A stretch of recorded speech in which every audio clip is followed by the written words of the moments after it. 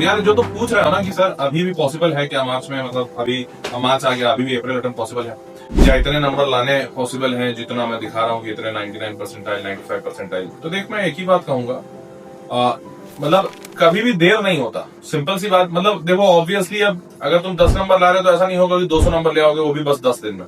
Practically शायद possible नहीं है अनटिल अनलेस वो 10 नंबर लाने के पीछे तुम्हारा कोई ऐसा बहुत बड़ा मिसहैप हो गया हो, कुछ ऐसा दिक्कत हो गया हो, बट रियलिटी में तुम 200 नंबर वाले कैंडिडेट हो।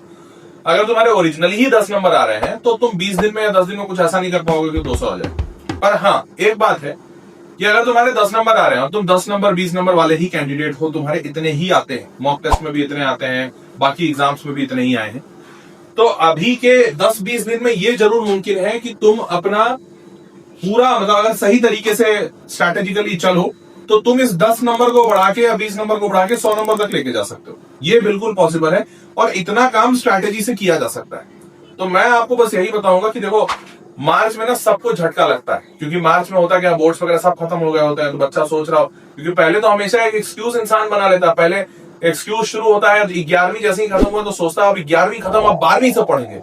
फिर 12वीं वो करने लगता है, कब समय निकल जाता है पता नहीं। फिर उसको लगता है यार अब बस प्री बोर्ड एक बार हो जाए तो पढ़ना शुरू कर देंगे। प्री बोर्ड हो जाएगा, उसके लगता है यार जनवरी में बस फर्स्ट अटेम्प्ट हो जाए फिर बहुत पढ़ेंगे। फिर बोर्ड आता है, फिर लगता है बस बोर्ड हो जाए अब पढ़ेंगे। लेकिन अब तो कुछ नहीं बचा। अब तो ऐसा है कि अब क्या आएगा जो ये इसके बाद पढ़ोगे। तो अब तो पढ़ने का समय, और अभी सबसे ज्यादा रियलाइजेशन होता है। तो मैं आपको बस यही बात कहूंगा कि ये जो रियलाइजेशन आपको हो रहा है, अब देर हो रहा है, देर से हो रहा है, समय पे हो रहा है, इसके बारे में बात नहीं करूंगा। सिंपल सी बात यही कहूंगा, देखो अभी भी मुमकिन है, समझने की जरूरत है कि कैसे कर सकते हो। बड़ा सिंपल सा तरीका बताता हूं, जितने ज्यादा सवाल सॉल्व कर सकते हो उतने सवाल सॉल्व करो, और जितना टाइम बेहतर कर सकते हो, टाइम मैनेजमेंट कर सकते हो उतना करो। सबसे इसका सही तरीका है, एक ही तरीका है, इनफैक्ट यूं कह लो कि मॉक टेस्ट जितने लगा सकते हो उतने लगाओ। मॉक टेस्ट से आपको सवाल भी बनाने के प्रैक्टिस होंगे। अब बच्चा बोलता है सर 20 नंबर आ रहा है, काहे के लिए मॉक टेस्ट लगाए? अरे 20 नंबर आ रहा है कोई बात नहीं, 280 नंबर का सवाल नहीं आता, 70 सवाल, वो 70 सवाल को आप बैठ के उसका प्रैक्टिस करो ना, देखो उसका सोल्यूशन देखकर वापस से लिखो, लिखकर समझो, कोई वीडियो देखने की जरूरत है वो देख लो।